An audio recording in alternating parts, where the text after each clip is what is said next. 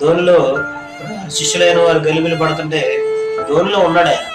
తుఫాన్ వచ్చింది, గాలి వచ్చింది, ధోని అలల చేత పట్టుబడింది. శిష్యులు అనుకున్నారు, దేవుని కుమారుడు మాతో పాటు ధోనిలో ఉన్నాడు, నశించిపోతామా, ధోని మునిగిపోయేటట్టుంది, ఆయన చింత లేకుండా నిద్రపోతున్నాడు, ప్రభువా నీకు చింత లేదా అని లేపారు ఆయన.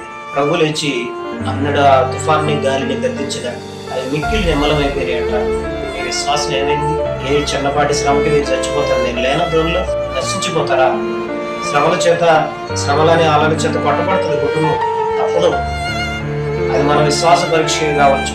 శిష్యులైన వారు ఎన్నో కార్యాలు చూశారు, కానీ ప్రభు అంటున్నారు, నశించిపోతున్నావయ్యా, లే, నీకు చింత లేదా, ఏంటి నువ్వు నిద్రపోతున్నావు?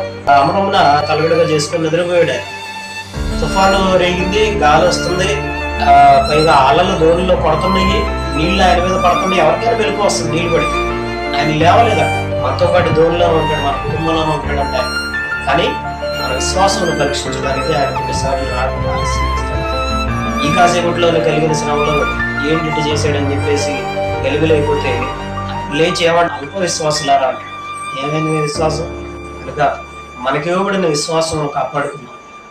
మన పరుగు కడముట్టించాలి అనంటే విశ్వాసం నిలకడగా స్థిరంగా ఉండాలంట. అలా ఉంటేనే దేవుని రాజ్యంలో హక్కుదారులు అవుతాం.